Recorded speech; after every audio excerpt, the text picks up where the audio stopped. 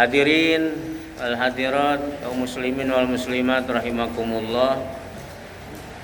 Puji dan syukur marilah kita panjatkan hanya kepada Allah Subhanahu wa taala yang masih mempertemukan kita di subuh Ahad ini pada akhir bulan Safar 1448 Hijriah, tepatnya tanggal 25. Mudah-mudahan amalia subuh kita diterima oleh Allah Subhanahu wa taala. Amin Allahumma ya rabbal alamin. Salawat beserta salam dengan kalimat Allahumma sholli wa sallim wa barik ala sayyidina Muhammad.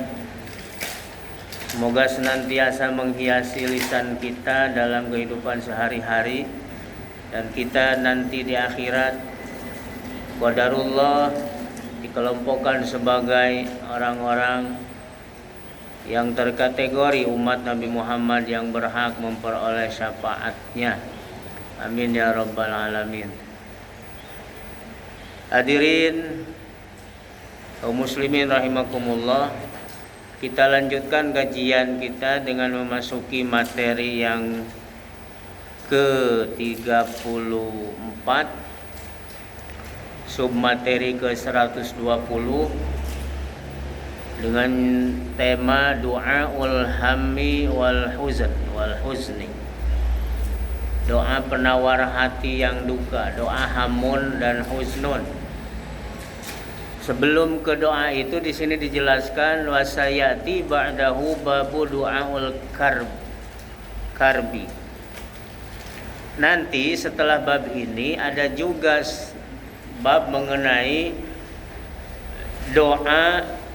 doaul karbi, yaitu doa untuk kesedihan yang mendalam. Lalu apa perbedaannya? Mal farqu bainal karbi wal huzni. Wal farqu bainal karbi wal huzni annal karba huznun ma'a syiddah. Kalau dikatakan kar atau karbu, itu merupakan kesedihan yang amat mendalam. Sementara alhamu wal huznu dikatakan keduanya mempunyai arti yang sama, yang tidak seberat al-karbu. Doa yang dimaksud adalah Allahumma inni abduk, ibnu abdik, ibnu amatik, nasiyati biyadik, madin fiyya hukmuk, adlun fiyya fada'uk, as'aluka bikulli ismin huwalak sammaita bihi nafsak aw anzaltahu fi kitabik aw 'allamtahu ahadan min khalqik aw ista'tharta bihi fi ilmil ghaibi indak an taj'alal qur'ana rabi'a qalbi wa nura sadri wa jalaa huzni wa dhahaba hammi. Sahabiul hadis, sahabat perawi hadis ini huwa Abdullah bin Mas'ud radhiyallahu taala anhu, yaitu Abdullah bin Mas'ud radhiyallahu taala anhu.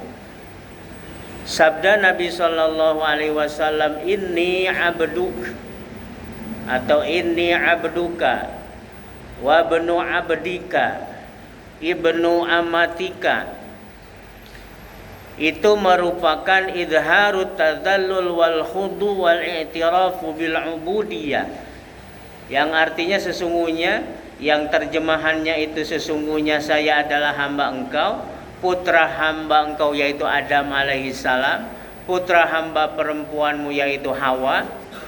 Ini merupakan idharu tadzallul wal khudu wal i'tirafu bil ubudiyah, sebagai perkataan yang menampakkan, menunjukkan ketundukan, kerendahan di hadapan Allah Subhanahu wa taala, sekaligus sebagai pengakuan dengan ubudiyah, penghambaan yang sebenar-benarnya bahwa diri kita ini manusia, hamba Allah, bukannya khalik tapi makhluk yang beranak dan yang diperanakan, yang berasal dari satu sumber, yaitu Allah Subhanahu wa taala melalui Adam alaihi salam. Sedangkan Allah Subhanahu wa taala Ahad, alladzi lam yalid wa lam yulad wa lam yakul lahu kufuwan ahad. Allah yang laisa kamitslihi syai'un. Dia yang Maha Esa, dia yang tidak berasal dari siapapun dan dari apapun, dia ada dengan sendirinya. Dia yang tidak beranak dan tidak diperanakan, dia yang tidak ada satupun yang bisa menyerupainya. Makanya ditegaskan oleh Nabi di sini, ini abduka, ibnu abdika, ibnu amatika. Kemudian secara sederhana juga dipahami bahwa melalui kalimat ini kita harus sadar bahwa diri kita ini, sehebat-hebat diri kita, adalah orang yang ada apa? Ada orang tua, ada nenek moyang. Jangan lupa dengan asal muasal kita. Makanya para ulama sepakat dalam sebuah keterangannya, al-aslu qawiyun. Asal itu kuat. Tidak bisa dimanipulasi, tidak bisa direkayasa. Di sini Rasulullah Shallallahu Alaihi Wasallam tidak mencukupkan dengan kalimat ini abdu, sesungguhnya aku ini ya Allah hambamu, tetapi menambahkan ibnu abdika wa amatik, wa ibnu amatik, putra hambamu yang laki-laki yang dinisbatkan ke Adam, dan ibnu amatika, putra dari perempuan, anak dari putra dari seorang perempuan, yaitu Hawa. Karena dengan tambahan tersebut menjadi semakin dalam dan semakin tegas, sekali lagi menunjukkan ketundukan akan penghambaan kepada Allah Subhanahu wa taala. Kemudian yang dimaksud dengan nasiyati biadik, ubun-ubunku, artinya ubun-ubunku ada pada tanganmu. Jangan dikatakan sebagai makna hakiki, ini adalah makna kiasan. Makna kiasan, makna analogi terhadap kepastian hukum Allah yang berjalan pada hamba. Menunjukkan bahwa sesungguhnya kita ini tidak bisa apa-apa. Kita ini di bawah kekuasaan serta kehendak Allah Subhanahu wa taala yang tidak bisa lepas darinya. Bahasa sederhananya seakan-akan Allah itu di atas ubun-ubun kita. Saking dekatnya. Apalagi kalau kembali kepada beberapa keterangan lain, bahwa kalau ditanya di manakah Tuhanmu, Allah, di manakah Allah? Allah itu dekat. Meskipun ada beberapa pendapat di akhir zaman ini yang mengatakan bahwa Allah itu tidak kemana-mana, tapi arsy. Wa kana arsyuhu 'alal ma. Allah itu di pucuk arsy, sehingga memantau umatnya, memantau manusia dan alam ini dari tempatnya, dari singgasananya. Tidak kemana-mana, tapi maha mengetahui. Tapi di sisi lain kan kita jelas, wa idza sa'alaka ibadi anni fa inni qarib. Kalau ditanya di manakah aku, kata Allah, jawab aku ini dekat. Dalam keterangan lain, dekatnya pun lebih dekat dari kerongkongan. Dalam hal kekuasaan, dalam hal kehendaknya, Nabi di sini mengibaratkan bahwa Allah Subhanahu wa taala berada di atas ubun-ubunku, dalam hal ini kekuasaan. Biadika, tangan, dengan pada tanganmu. Tangan Allah itu bagaimana? Nah, ada yang nanya seperti itu. Jangan pernah kita bertanya dan membayangkan bahwa tangan Allah seperti halnya tangan kita, karena tadi di awal sudah ditanamkan konsep laisa kamitslihi syai'un. Seperti dalam ayat ada kalimat yadullaha fauqa aidihim. Tangan Allah di atas tangan-tangan mereka. Jangan dikatakan, dipahami bahwa Allah itu memiliki tangan seperti halnya tangan kita. Tapi yang dimaksud tangan di situ para mufassir sepakat adalah kekuasaan. Begitu juga dikuatkan dengan kalimat di matan hadis ini, nasiyati biyadik. Ubun-ubunku berada pada tangannya, pada tangan Allah, pada tanganmu ya Allah. Artinya di bawah kuasa, di bawah kendali, di bawah kehendak Allah Subhanahu wa taala.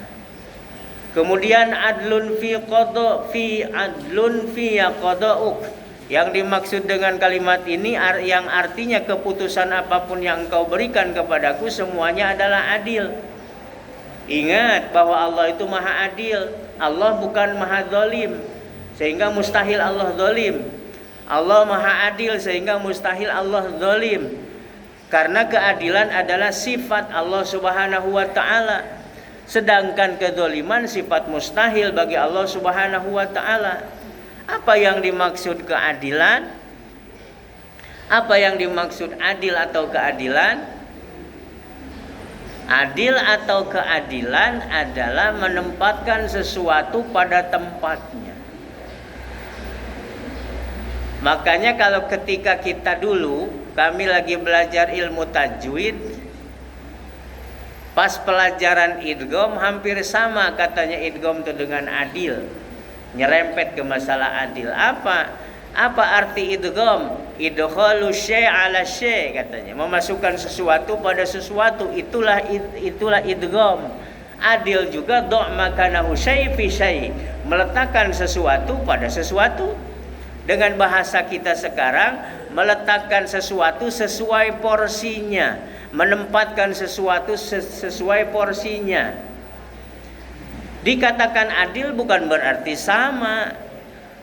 Kalau adil itu sama dengan sama, kita ini seragam. Rainya seragam kita ini. Hidungnya mancung galo, matanya sipit galo, jenis kelaminnya lanang galo, misalnya kan, berarti adil dalam berarti sama. Buktinya kan tidak, kita berbeda, beragam. Ada keragaman. Nah, keragaman itulah yang memunculkan keadilan. Apa adil? Menempatkan sesuatu sesuai tempatnya, meletakkan sesuatu sesuai porsinya. Sering orang mencontohkan, ada orang tua punya anak dua, yang satu sekolah SD, yang satu SMP. Dari segi kebutuhan beda dong antara kebutuhan dan keinginan anak SD dengan anak SMP. Maka ketika dikasih jajan satu hari dikatakan adil kalau misal SD mah yang anak SD cukup 5.000, yang anak SMP dikasih 10.000, tidak bisa disamaratakan. Agak lebih meningkat lagi, misal ke masalah waris. Ngapa perempuan dengan laki-laki beda dalam hukum waris Islam? Itu tanda keadilan Allah. Kok banyak orang yang mengatasnamakan keadilan bagi waris sama rata? Kita ini kan sama-sama anak bak, begini tuh. Sama-sama anak bapak, anak ibu, satu ayah, satu ibu. Sudah warisan, tidak usah dibeda-beda ke sama ke supaya adil. Salah itu. Maka pernah saya memberikan atau diminta untuk menentukan sebuah atau membantu pembagian mawaris, tirkah atau harta waris, maka aku sampaikan. Kan dia bertanya, Pak, mana sebaiknya? Yang terbaik turuti hukum Allah. Mana bagi sesuai faraid ilmu waris. Maaf, yang laki-laki memang harus lebih besar dari perempuan. Tidak usah bicara dalil panjang kali lebar, yang jelas itu ketentuan Allah harus diterima. Tapi Pak, katanya yang ini lain sifat adik-adik kami, yang ini itu. Kita sampai ke dulu ini. Kamu nak mencari ridho Allah atau tidak? Iya, kalau itu bagi dulu. Dibagilah sesuai dengan furudul muqaddarah, sesuai dengan peruntukan masing-masing. Mana yang termasuk bagian A, bagian B, kemudian mana asobah, lengkap. Ternyata si A kebagian 50 juta sebagai laki-laki, yang perempuan otomatis kebagian 25 juta. Misalnya seperti itu. Merasa dalam masih perempuan. Ini harus ridho ketentuan Allah seperti ini. Kemudian kita tanya, ini yang anak perempuan kamu ridho menerima itu? Ridho tak ridho sebenarnya harus ridho. Iya. Uji yang laki-laki, tapi Pak aku ngerasa dak lemah. Dak lemah, aku dialah yang ngurusi anak, dialah yang ngurusi orang tua kami selama ini, padahal dia anak perempuan. Jadi solusinya mana Pak? Solusinya kamu hibah dari bagianmu itu. Jadi yang tadi tetap sudah dibagikan 50 juta dengan 25 juta. Nah sekarang karena merasa ada enak, 20 sudah jadi hak yang 50 juta hak si laki-laki yang lebih banyak dari perempuan tadi sudah dihibah ke. Jadi dua hal ini tercapai jiku. Satu, jalan Allah, cara Allah melalui ilmu faraid, ilmu mawaris dijalankan. Di sisi lain, sisi kemanusiaan kamu dak lemah tercapai. Kan kita tidak mengatasnamakan keadilan. Belum mati, belum meninggal lah dibagi-bagi. Ini kuasiat ke ya, yang rumah ini untuk anak ujo. Kebun yang 50.000 hektar di sana untuk anak ini. Wah, terus disebut-sebut. Mengatasnamakan wasiat. Maaf Bapak, la wasiyata liwarisin. Tak kata wasiat untuk ahli waris. Tak boleh wasiat untuk ahli waris. Maka dalam hal ini jalankan hukum Allah. Ketika itu sudah tercapai hasilnya, baru silahkan sisi kemanusiaan. Ada saja solusinya. Dengan demikian tidak diartikan sekali lagi adil itu sama dengan sama, rata. Maka di sini Allah yang memiliki keadilan. Adlun fiyya qada'uk. Keputusan apapun yang engkau berikan kepadaku semuanya adalah adil. Termasuk hal dalam hal ini apa yang ada pada diri kita. Apalah aku lahir di Indonesia, lama mau di Brunei. Tak adil rasanya. Tiap jengkal dikenai pajak di Indonesia ini. Tak adil rasanya kan. Merutu itu dengan Allah. Ada yang segala macam itu. Kemudian yang berikutnya ada kalimat as'aluka. Nah, tolong perhatikan di sini. Hadirin rahimakumullah, kalimat as'aluka artinya aku memohon kepadamu. Dalam sebuah pendapat di sini dijelaskan yang maksudnya bahwa di antara kebaikan atau keutamaan berdoa itu adalah dengan kalimat yang memakai as'aluka.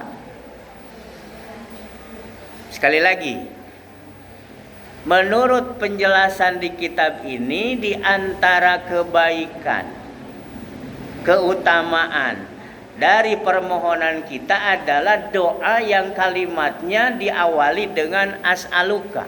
Misalnya, Allahumma inni as'aluka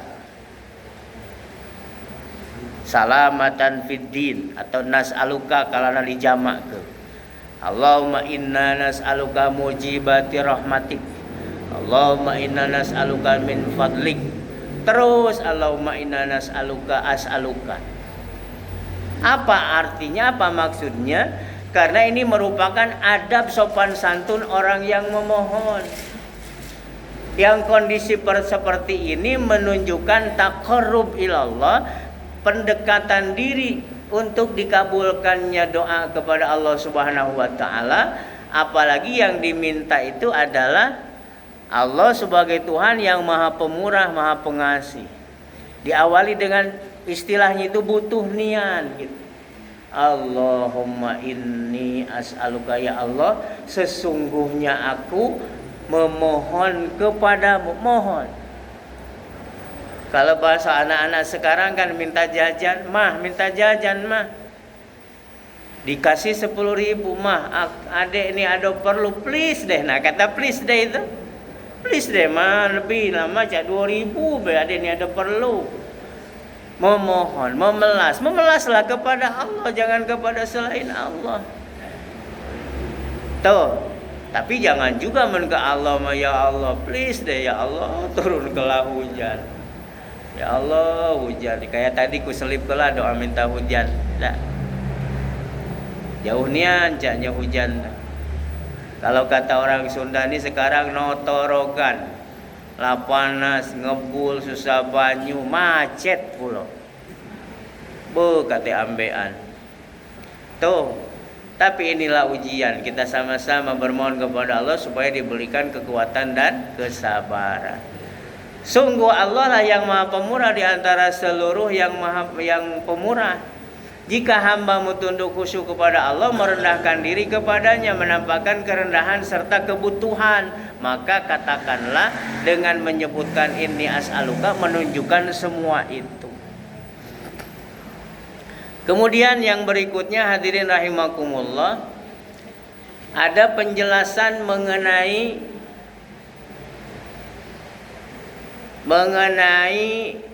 kalimat, coba dilihat, au anzaltahu fi kitabik, engkau menurunkan nama itu kepada salah seorang nabimu dalam kitab sucimu yang mulia. Au allamtahu ahadan min khalqik, atau engkau mengajarkan nama itu kepada salah seorang dari makhlukmu, dari para nabi maupun malaikat. Kemudian sampai kepada penjelasan bahwa kita ini diajarkan oleh Nabi Shallallahu Alaihi Wasallam untuk meminta kepada Allah supaya dibebaskan atau dileburkan hati kita dari perasaan sedih. Antaj'alal Quran rabi'a qalbi, yang artinya agar engkau menjadikan Al-Quran sebagai penentram hatiku.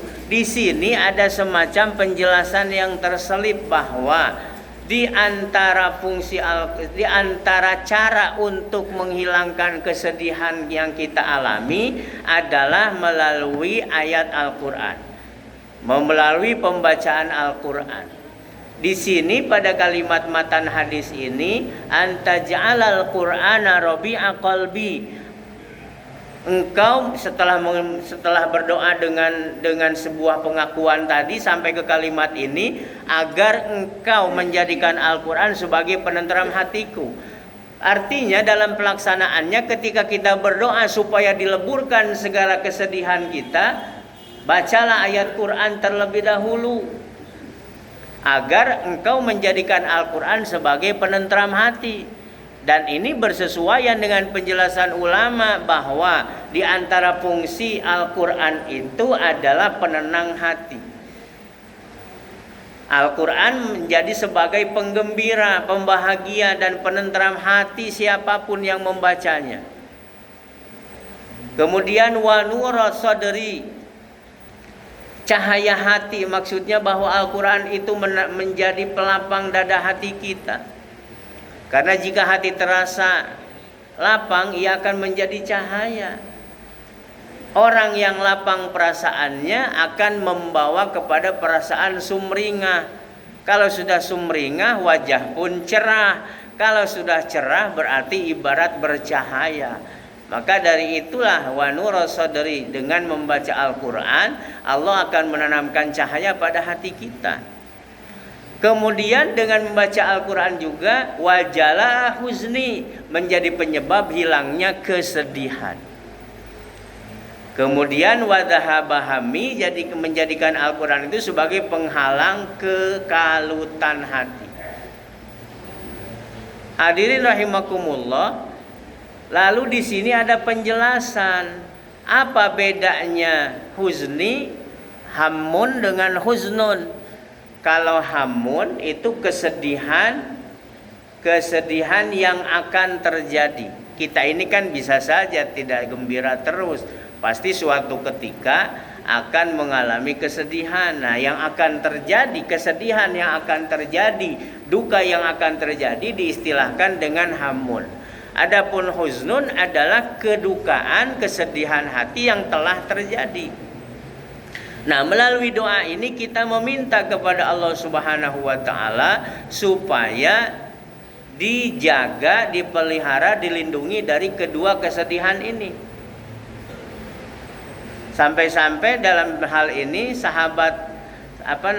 para sahabat menyampaikan bahwa Nabi Shallallahu Alaihi Wasallam mengajarkan kepada mereka untuk senantiasa mendawamkan doa memohon kepada Allah untuk berlindung dari kedukaan kesedihan. Kemudian yang kedua, hadirin rahimakumullah, doa untuk menghilangkan kesedihan itu yang populer kita dengar sebagian, yaitu kalimat doa Allahumma inni a'udzubika minal hammi wal hazan wal ajzi wal kasal wal bukhli wal jubn wa dhala'id daini wa ghalabatir rijal. Sahabat perawi hadis ini adalah Anas bin Malik radhiyallahu taala anhu. Dalam hadis ini, dalam penjelasan kitab ini disebutkan wajah fi bidayatil hadis qaulu Anas radhiyallahu taala anhu. Pada permulaan hadis ini disebutkan bahwa Anas bin Malik berkata, "Fakuntu akhdumu Rasulullah sallallahu alaihi wasallam." Maka ketahuilah aku sudah melayani Rasulullah dalam waktu yang lama, menjadi pembantu Rasul dalam waktu yang lama. Kullama nazala fakuntu asma'uhu yuksiru ayyakul.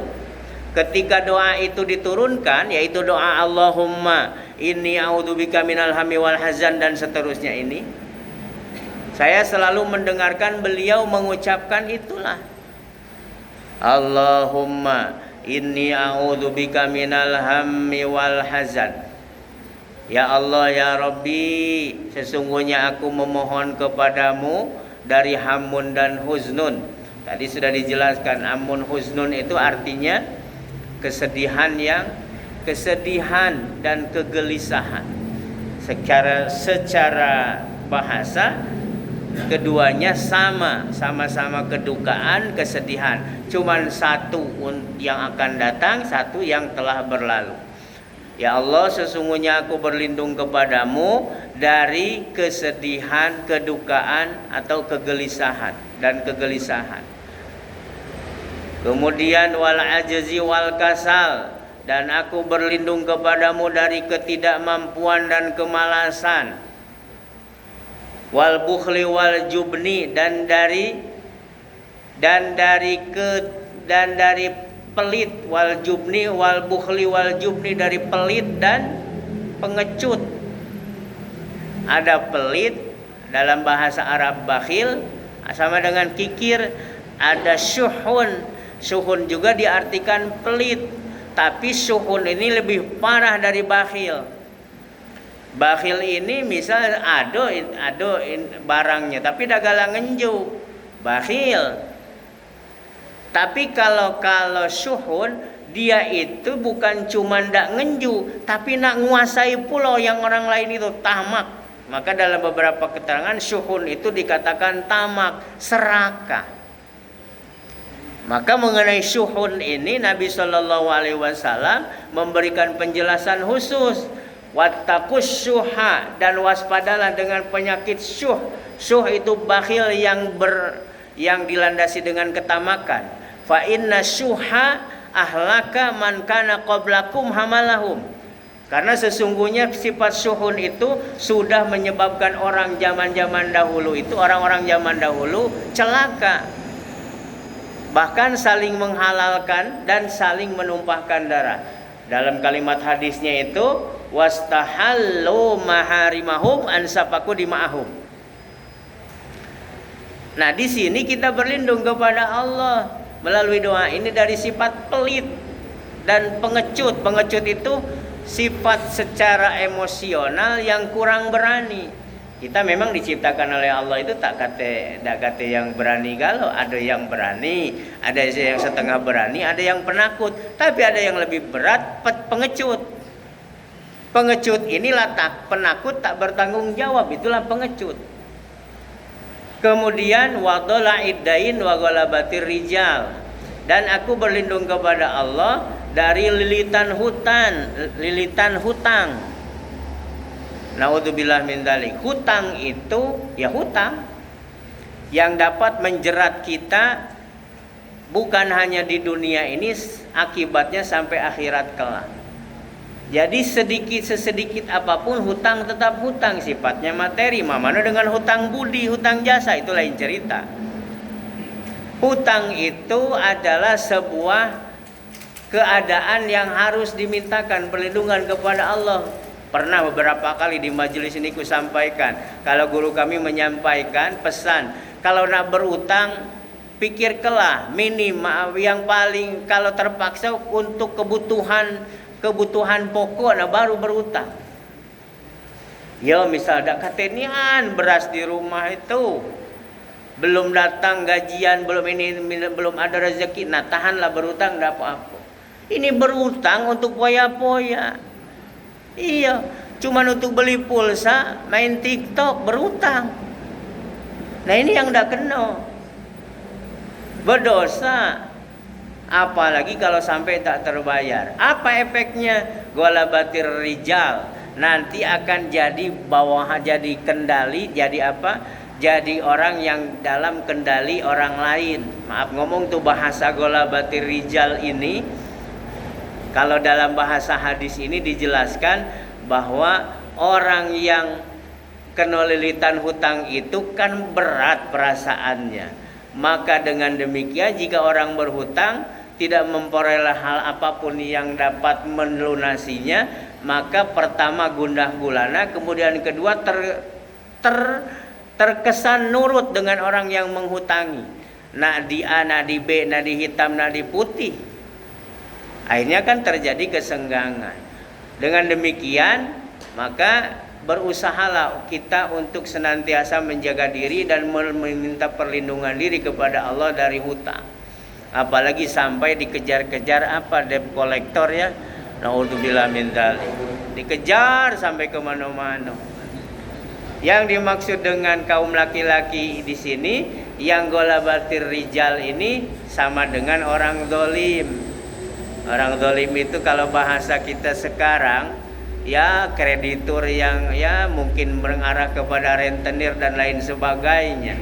Nah ini dari zaman Rasulullah Sallallahu Alaihi Wasallam dulu sudah ada orang-orang yang seperti ini. Maka dari itu Rasulullah meminta kepada Allah, ajaran kepada kita untuk meminta perlindungan kepada Allah dari paksaan orang-orang yang zalim dalam hal hutang itu. Mudah-mudahan kita semua terlindung dari semua hal yang negatif. Semoga kita ini termasuk orang-orang yang bisa menjaga diri dari kedukaan baik di masa yang akan datang dan lebih sabar menghadapi duka yang telah berlalu. Amin ya rabbal alamin. Demikian untuk pagi ini, mudah-mudahan bermanfaat. Khudh sofa wa da'ma qadar. Subhanakallahumma wa bihamdika asyhadu an la ilaha illa anta astaghfiruka wa atubu ilaik. Wassalamualaikum warahmatullahi wabarakatuh.